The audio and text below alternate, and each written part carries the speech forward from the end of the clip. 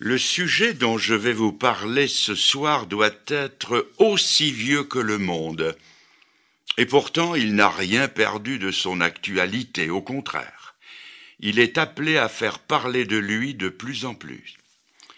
Ce que vous allez entendre ce soir, vous ne l'oublierez jamais, même si vous vous efforciez de ne plus y penser.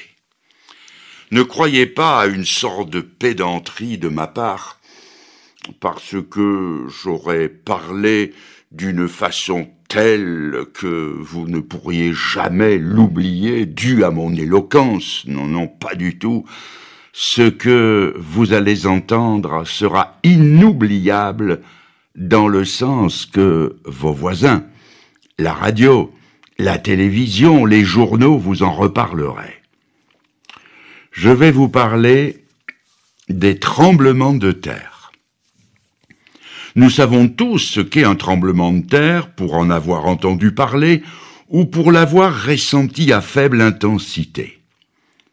Pour employer une expression triviale, pourtant due à la plume d'un savant, un tremblement de terre, c'est la croûte terrestre qui se met à vibrer un peu à la façon de la peau d'une vache quand une mouche vient la taquiner. Mais ce qui nous intéresse, c'est de connaître les causes des secousses telluriques. Et en voici deux. Premièrement, une cause naturelle et physique. Comme la peau d'une vache tremble sous l'effet d'une irritation, de même la croûte terrestre vibre sous l'effet de certaines irritations.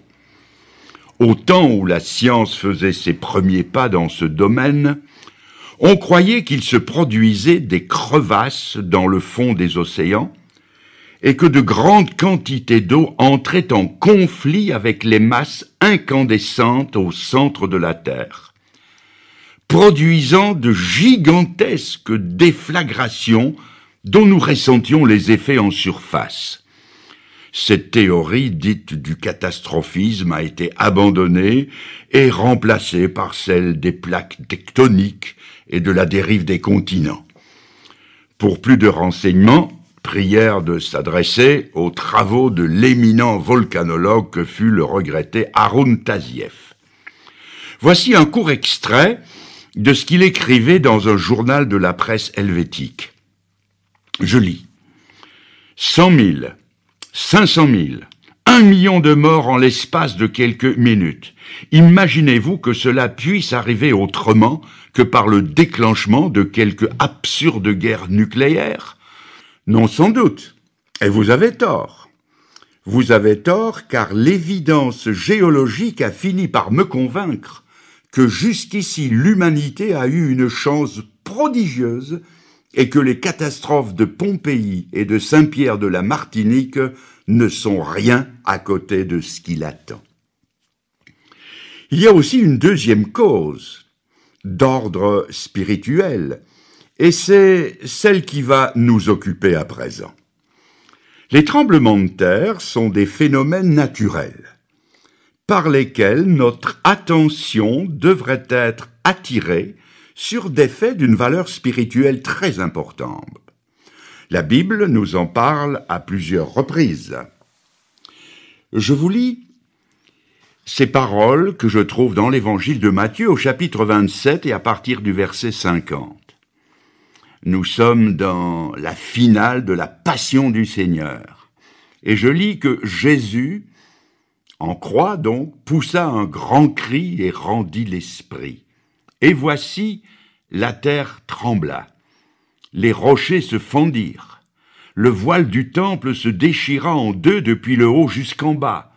Le centenier et ceux qui étaient avec lui pour garder Jésus, ayant vu le tremblement de terre et ceux qui venaient d'arriver, furent saisis d'une grande frayeur et ils dirent « Assurément, cet homme était le Fils de Dieu. » L'événement que je viens de lire est le centre de l'éternité et d'une portée universelle au sens le plus large du terme.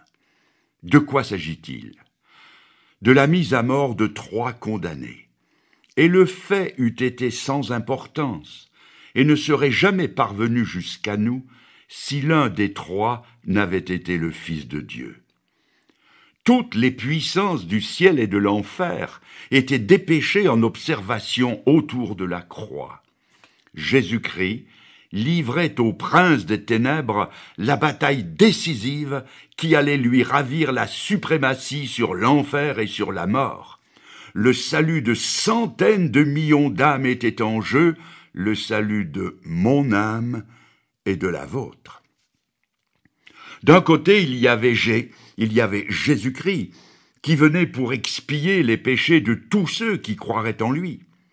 De l'autre côté, il y avait Satan et ses émissaires qui, sachant que leur défaite s'approchait à mesure que s'approchait la mort du Seigneur, tentaient de le dissuader de poursuivre son œuvre en l'incitant à descendre de la croix par ce défi « Si tu es le Fils de Dieu, descends de la croix ». Si par sa mort, Jésus allait, comme il est écrit, goûter la mort pour tous, tous ceux qui désormais mettraient leur confiance en lui allaient échapper à la puissance du prince de la mort et lui glisser entre les doigts. Et comme Satan est le plus implacable ennemi de la race humaine, tous ses efforts se sont concentrés sur le Fils de Dieu pour essayer de le détourner de son but. Au paroxysme de la souffrance, il s'est bien écrié « Mon Dieu, pourquoi m'as-tu abandonné ?» Mais il a tenu jusqu'au bout, jusqu'au moment où le cœur a cédé et où, ayant poussé un grand cri, il rendit l'esprit. Et à ce moment précis, la terre trembla. Les rochers se fendirent. Le temple de Jérusalem vacilla sur ses bases et le voile qui séparait le lieu saint du lieu très saint et dont les historiens disent qu'il avait 30 centimètres d'épaisseur, ce voile se déchira en deux du haut en bas comme une vieille toile de coton. Croyez-vous que ce soit par hasard que la terre ait tremblé à ce moment précis ? Permettez-moi de vous poser une question. Votre cœur a-t-il jamais tremblé au récit de la mort de Jésus pour vous? Votre cœur serait-il plus dur que la rocaille qui, elle, s'est fendue? Votre cœur serait-il plus dur que celui de ce rude centenier romain qui a vibré et qui n'a pas pu retenir ce cri? Certainement, cet homme était le juste Fils de Dieu. Je vous lis à présent, et je tourne la page de la Bible du chapitre 27, je passe au chapitre 28 de l'évangile de Matthieu, je lis « Après le sabbat, à l'aube du premier jour de la semaine, Marie de Magdala et l'autre Marie allèrent voir le sépulcre. Et voici, il y eut un grand tremblement de terre. Car un ange du Seigneur descendit du ciel, vint rouler de la pierre, s'assit dessus et dit aux femmes, « Pour vous ne craignez rien, je sais que vous cherchez Jésus qui a été crucifié, il n'est point ici, il est ressuscité. » Nous sommes ici au premier jour de la semaine. C'est le 3e jour qui suit le sinistre vendredi de la crucifixion et de la mise au tombeau. Le corps sans vie du Seigneur a été descendu de la croix et déposé dans le tombeau d'un certain Joseph d'Arimathée. Une garde a été postée pour s'assurer que le corps resterait bien dans le sépulcre. Dès avant l'aube, 2 femmes se rendent au tombeau. Leur âme est comme l'ombre qui les entoure. Leur maître bien-aimé en qui elles avaient espéré était mort. Elles distinguent les gardes qui sont de faction autour d'un tombeau dont l'ouverture est scellée d'une lourde pierre. Elles apportent des aromates pour embaumer son corps, mais comment vont-elles faire? Savent-elles au juste ce qu'elles sont venues y faire? Tout à coup, à 3 jours d'intervalle, la terre se met à trembler au point que les sentinelles prises de panique tremblent de peur. Un personnage éblouissant de clarté roule la lourde pierre et s'assied dessus, et le tremblement de terre est accompagné de la nouvelle la plus stupéfiante qu'oreille humaine ait jamais entendue. Il n'est pas ici, il est ressuscité. Un tremblement de terre a salué l'annonce de la résurrection de Jésus-Christ. Croyez-vous que ce soit par hasard que la terre ait tremblé à ce moment précis? Je ne sais pas si vous vous rendez compte de l'importance de l'événement et de la doctrine qui en découle. L'apôtre Paul, conduit par le Saint-Esprit, exprime deux pensées à ce sujet. Voici la première. Si Jésus n'est pas ressuscité, la prédication de l'Évangile est vaine. La foi aussi est vaine. Ceux qui croient sont encore dans leurs péchés, ceux qui sont morts sont perdus, et ceux qui espèrent en Christ sont les plus malheureux de tous les hommes. Vous trouvez ça dans 1 Corinthiens 15. Et la deuxième pensée, ayant dit cela, Paul, preuve à l'appui, affirme avec force, mais maintenant Christ est ressuscité. Et parce qu'il est ressuscité, nous aussi nous ressusciterons. Nous serons tous changés en un instant, en un clin d'œil, à la dernière trompette. La trompette sonnera et les morts ressusciteront incorruptibles. Le développé de tout ceci est à lire tout entier dans 1 Corinthiens 15. La preuve que Jésus n'est pas mort comme les autres hommes, c'est que, comme les autres hommes, il n'est pas resté dans la mort. La résurrection de Jésus est la preuve que nous avons une espérance aussi vivante que lui est vivant. Je continue et je rappelle. Un tremblement de terre a salué la mort de Jésus-Christ. Un autre tremblement a salué l'annonce de sa résurrection et maintenant, une série de tremblements de terre annonce son prochain retour. Avant de quitter les siens, le Seigneur ne les a pas laissés sans consolation. C'est en ces termes qu'il leur a dit qu'il reviendrait. Que votre cœur ne se trouble pas. Vous croyez en Dieu, croyez aussi en moi. Il y a plusieurs demeures dans la maison de mon Père. Je vais vous y préparer une place, et quand je vous aurai préparé une place, je reviendrai, et je vous prendrai avec moi, afin que là où je suis, vous y soyez aussi. On trouve ça dans Jean 14. Il ne leur a pas révélé la date de son retour, et il leur a même interdit de chercher à le savoir. Mais il leur a donné des signes avant-coureurs de son retour. Parmi ces signes, nous relèverons, sans nous y arrêter, la rentrée du peuple juif dans son pays d'origine, la Palestine, sujet que j'ai traité en détail dans une autre occasion. Il y aura aussi l'apparition de phénomènes inexplicables comme des signes dans le ciel, dirons-nous des ovnis, objets volants non identifiés. Il y aura une déferlante de gourous, de violence, de corruption, de belligérance à l'échelle mondiale et une multiplication des tremblements de terre prophétisés par le Seigneur lui-même en ces termes. Jésus se mit à leur dire « Prenez garde que personne ne vous séduise, car plusieurs viendront sous mon nom en disant « c'est moi », c'est-à-dire les gourous, et ils séduiront beaucoup de gens. Vous entendrez parler de guerre et de bruit de guerre. Une nation s'élèvera contre une nation, un royaume contre un royaume. Il y aura des famines, il y aura, et je souligne, il y aura des tremblements de terre en divers lieux. Ce ne sera que le commencement des douleurs. Je viens de lire cela dans l'évangile de Marc au chapitre 13. Quelqu'un me dira peut-être que des tremblements de terre, il y en a toujours eu, et que par conséquent, ils ne peuvent pas être un des signes du retour de Jésus-Christ. Il est vrai que pour les Japonais, chez qui la terre tremblote si souvent que l'idée que ce soit un signe ne les impressionnera pas. Mais il y a une précision donnée par le Seigneur qui force notre attention.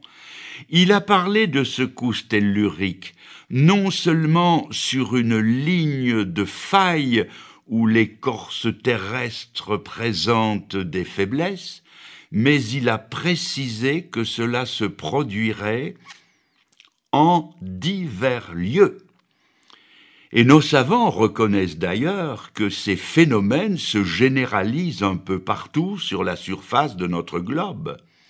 Suite à une secousse sismique importante au Maroc, j'ai relevé ce commentaire d'un spécialiste: le Maroc n'est pas un pays où la terre est fréquemment secouée. En me fiant aux déclarations de la Bible, que je tiens pour inspirées de Dieu, j'ai entrepris une collection d'un genre nouveau. J'ai guetté toutes les nouvelles des tremblements de terre d'intensité variable rapportées dans mon journal et je les ai découpées et collées dans un album. Il ne m'a pas fallu longtemps pour le remplir tout entier jusque sur les pages de garde.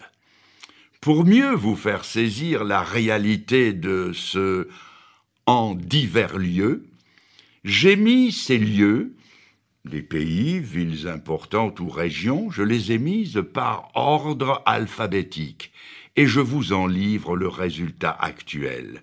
Quand j'étais haut comme 3 pommes, j'ai appris à l'école l'alphabet A, B, C. Et je commence. Alger, Afghanistan, Açores, Acapulco, Aléoutienne. Et puis Barcelone, Brest, Bad Hersfeld, Bologne, Bogota, Caen, Catanzaro, Cherbourg, Derby, El Asnam, Ebingen, Fairbanks, Fribourg, Florence, le Frioul, Graz, Guatemala, Hawaï, Hualien, Istanbul, Izmir, Java, Juneau, Kourdistan, Kermadec, Klagenfurt, Kobe, Londres, Le Caire, La Louvière, Lisbonne, Mexico, Marseille, Manille, Morlaix, Milan, Nantes, Nice, Nouvelles Hébrides, Oslo, Okinawa, Pérou, Pasadena, Quito, Raguse, Rome, Santiago, San Francisco, Stuttgart, San Salvador, Téhéran, Tokyo, Tunis, Turin, Vienne, Vulcano, Württemberg, Yellowstone, Zélande et Zurich. La Bible va plus loin quand elle nous en parle d'ébranlement. Elle dit que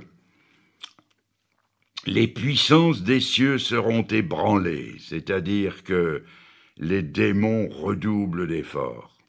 La Bible nous dit encore, les nations ne sauront plus que faire, c'est-à-dire que les structures de la civilisation s'effritent et s'effondrent. Elle va plus loin encore et elle dit « Il y aura des tremblements de terre en divers lieux, c'est-à-dire que les éléments de la nature se détraquent. » Autrement dit, chacun à sa façon se prépare pour le retour de Jésus-Christ. À mon tour de vous demander si vous êtes prêts pour ce grand événement. Quatrièmement, jamais on n'a entendu dire que les hommes aient souhaité des cataclysmes de ce genre. Demandez à ceux qui ont vécu les tragédies du Frioul en Italie, du Kobe au Japon ou d'Izmir en Turquie. Tous vous diront qu'ils ont peur des fléaux de la nature. Et pourtant les jours viennent où des hommes qui ont désappris à lever les yeux vers le ciel, qui ont désappris à prier, vont prier le ciel de leur envoyer des tremblements de terre. Voici ce qu'on lit en Apocalypse 6, verset 12. Quand il ouvrit le 6e sceau, il y eut un grand tremblement de terre. Le soleil devint noir comme un sac de crin. les rois de la terre, les grands, les chefs militaires, les riches, les puissants, tous les esclaves et les hommes libres se cachèrent dans les cavernes et dans les rochers des montagnes, et ils disaient aux montagnes et aux rochers, « Tombez sur nous et cachez-nous devant la face de celui qui est assis sur le trône et devant la colère de l'agneau, car le grand jour de sa colère est venu, et qui peut subsister ?» Du haut en bas de l'échelle sociale, les hommes tremblent et désirent un cataclysme qui leur offrira un refuge devant celui qui vient. Quels sont ceux qui tremblent et qui prient? Ce sont ceux qui n'ont pas tremblé à la pensée de leurs péchés et qui n'ont pas prié pour en avoir le pardon. Ce sont ceux qui ont tourné le dos à la grâce de Dieu et qui ont dit non à Jésus-Christ quand il était l'agneau de Dieu qui ôte le péché du monde. En ce jour, par un de ces paradoxes dont se sert l'Écriture, c'est encore l'agneau de Dieu, mais il est animé de sa colère. Et dans leur épouvante, ils invoquent un Dieu qu'ils ont méconnu pour que la terre tremble, pour que des cavernes s'ouvrent au flanc des montagnes et pour que des rochers tombent et en obturent l'entrée. L'heure J du jugement a sonné, et la terreur est telle que pour la première fois dans l'histoire du monde, les hommes désirent ce qu'ils ont toujours craint. Il y a quelques années au Chili, lors de violentes secousses sismiques, on a vu des hommes se jeter à genoux en pleine rue et demander au ciel d'arrêter le tremblement de terre. Ici, c'est le contraire. Ils implorent le ciel de leur envoyer un cataclysme qui leur paraît plus supportable que d'affronter le juste jugement de Dieu. Mes amis, si vous refusez le seul refuge que Dieu offre en Jésus-Christ, vous vous préparez pour ce jour-là. Il demande que les rochers se fendent, que des cavernes s'ouvrent au flanc des montagnes, qu'ils puissent s'y engouffrer, et que derrière eux des tonnes de matériaux tombent pour en obturer l'entrée. Mes amis, n'attendez pas. N'attendez pas que sa grâce se change en jugement et son amour en colère, mais que plutôt, comme pour ces deux femmes qui cherchaient le Seigneur en allant au sépulcre, vous entendiez la promesse. Pour vous, ne craignez pas. Je continue encore un autre chapitre. C'est le chapitre 4 du livre des Actes des Apôtres qui nous fait assister maintenant à une réunion de prière des chrétiens persécutés de l'Église des premiers temps, dont voici un abrégé à partir du verset 24. Ils élevèrent à Dieu la voix tous ensemble et dirent « Seigneur, vois leurs menaces et donne à tes serviteurs d'annoncer ta parole avec une pleine assurance. Étends ta main pour qu'ils se fassent des guérisons, des miracles et des prodiges par le nom de ton saint serviteur Jésus. » Quand ils eurent prié, le lieu où ils étaient assemblés trembla. Je répète, le lieu où ils étaient assemblés trembla. Ils furent tous remplis du Saint-Esprit et ils annonçaient la parole de Dieu avec assurance. Le lieu où ils étaient assemblés trembla. Un ami chrétien dont le ministère s'exerçait surtout au niveau de la cure d'âme et qui avait à combattre, comme le dit l'Écriture, contre les dominations, autorités des princes des ténèbres et les esprits de méchanceté dont parle l'Épître aux Éphésiens. Cet ami m'a dit un jour que, comme cela se passe dans les évangiles, un démon avait crié par la bouche d'un possédé. Écoutez bien ça. Quand les chrétiens prient, nous les démons nous tremblons. Et en réponse à la prière de ces chrétiens de la première heure, l'enfer a dû trembler au point qu'un tremblement de terre limité a secoué le lieu où ils étaient réunis. Voyez-vous, les premiers chrétiens croyaient à la puissance de la prière. Pour eux, la prière, ce n'était pas un rite, c'était un besoin. Ce n'était pas un petit acte de piété, c'était un impératif. Ce n'était pas la récitation monotone de prières apprises par cœur, c'était une conversation intense avec Dieu. Sommes-nous dès lors étonnés que l'enfer tremblait en profondeur et en surface, et que les premiers disciples sortaient de là remplis du Saint-Esprit pour annoncer la parole de Dieu? Je veux maintenant vous transporter au ciel par la pensée et par la Bible et vous faire voir ce qui se passe au ciel quand sur la terre les chrétiens prient. Dans l'Apocalypse au chapitre 8, versets 3 à 5, l'apôtre Jean nous transmet une vision céleste empruntée en partie à l'Ancien Testament. Je lis. « Je vis les 7 anges qui se tiennent devant Dieu, et un autre ange vint, et il se tint sur l'autel, ayant un encensoir d'or.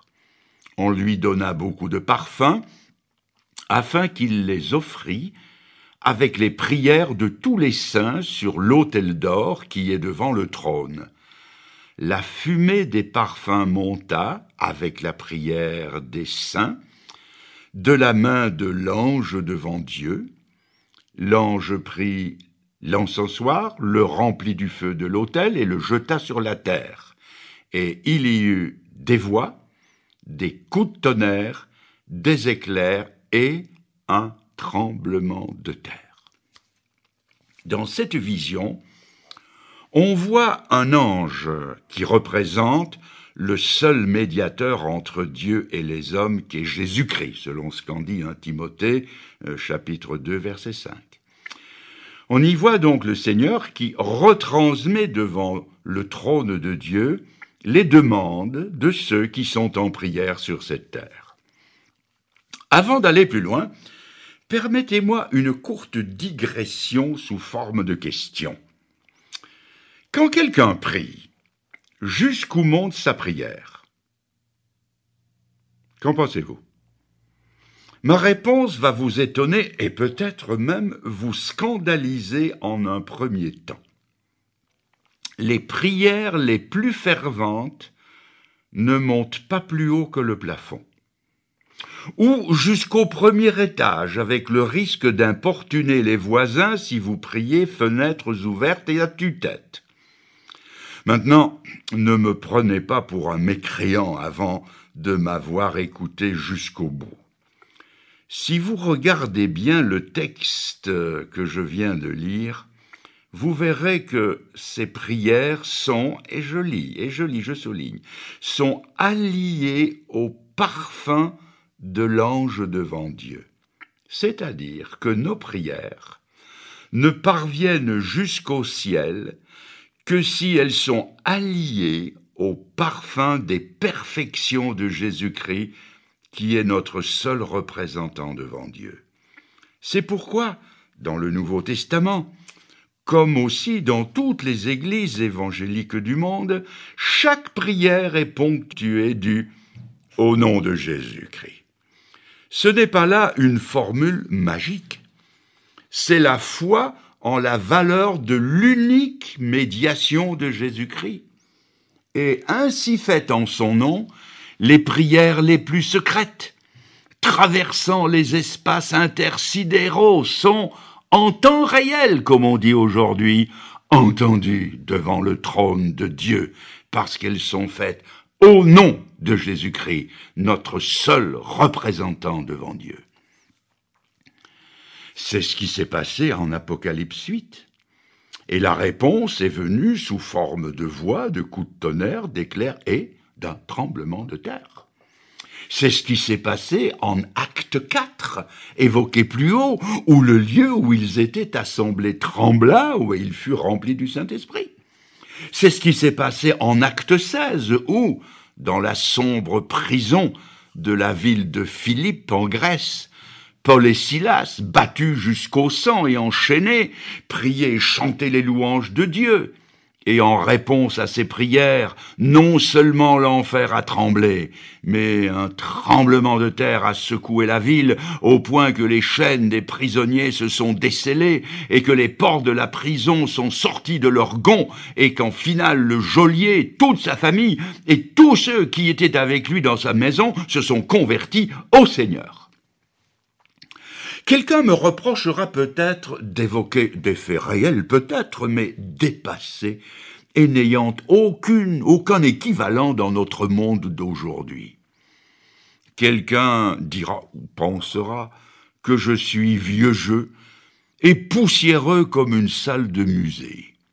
Peut-être même que quelqu'un ironisera en me posant une question pertinente en rapport avec le sujet traité, et me disent « Si je suis un jour incarcéré à la prison la plus proche, et ici je pourrais invoquer, puisqu'on est à Paris, la prison de Fresnes, et que du fond de ma cellule, je me mets à prier Dieu pour que, comme vous le dites, au nom de Jésus-Christ, les portes de la liberté, est-ce que ces portes de la liberté me seront-elles ouvertes par un tremblement de terre ?» Et vous me dites, c'est bien ce que vous avez dit, non ?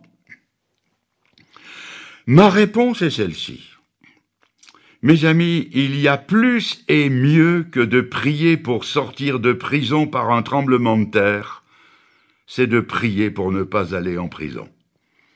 Et croyez-moi, tous ceux qui y sont ne le sont pas pour avoir trop prié. Et il est certain que s'ils avaient prié un peu plus, ils n'y seraient pas en prison. Mais pour rester dans le sujet, notre âme, elle, est prisonnière de beaucoup de choses dont elle ne peut se libérer. Et c'est ce que on pourrait appeler selon le titre d'un grand film autrefois, paraît-il, « Prison sans barreaux ». J'ai rencontré un homme. Cet homme était prisonnier de la boisson. Au départ, il s'est moqué de la délivrance que je lui proposais. Mais il a fini par me dire « Je donnerais volontiers 500 € pour être délivré de la boisson. 500 €! Sans doute ce qu'il allait dépenser ce soir-là au bistrot avec les copains. Notre âme peut être prisonnière de la peur. Peur du passé, peur de l'avenir, peur des microbes, peur de vieillir, peur de mourir.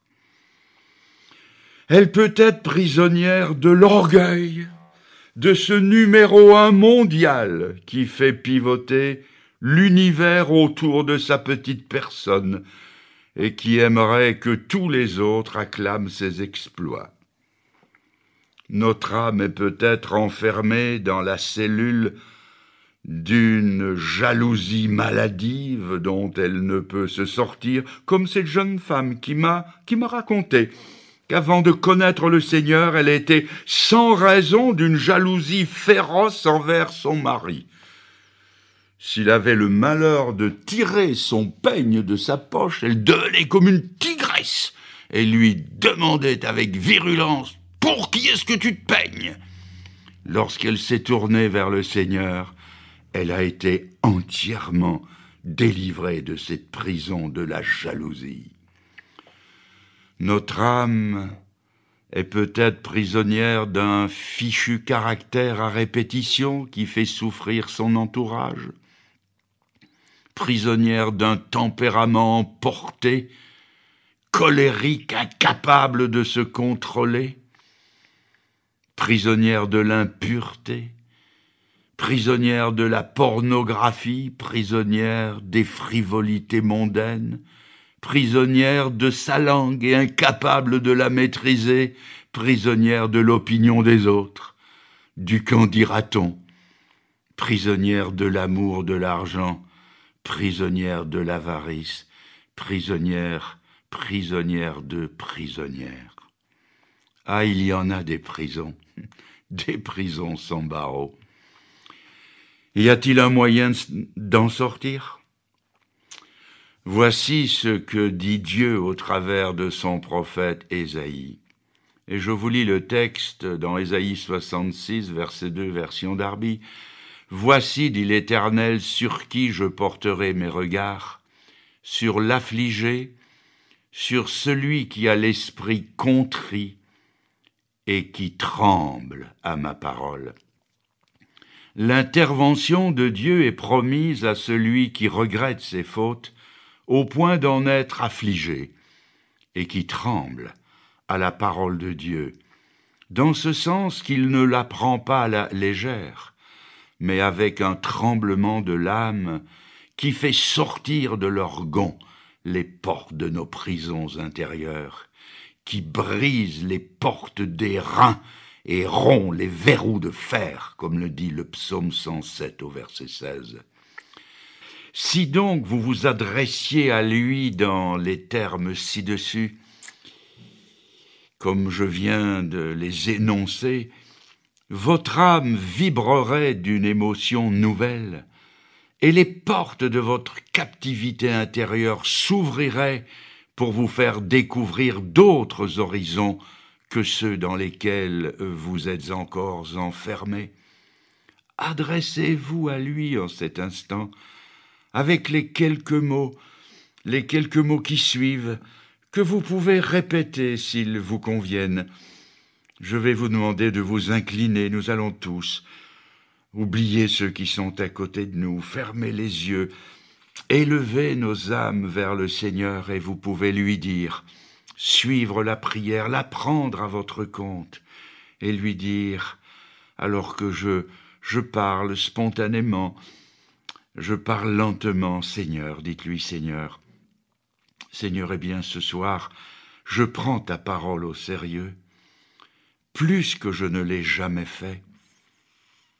Seigneur, je tremble avec le capitaine romain, avec la terre qui a tremblé à la mort de ton Fils sur la croix pour le pardon de mes péchés. Dites-le lui. Seigneur, je crois, et je tremble avec les femmes qui ont salué ta résurrection. Dites-lui, Seigneur, je crois, et je tremble à l'idée de ne pas être prêt pour ton retour. Seigneur, je me donne à toi pour te servir, pour te suivre et t'obéir jusqu'au bout. Dites-lui, Seigneur, accueille ma repentance et la foi que je mets dans le grand amour que tu as eu pour moi. Merci, Seigneur, de me pardonner et de me sauver ce soir. Merci, déverse la paix de ton ciel dans mon cœur maintenant. Merci, Seigneur. Amen.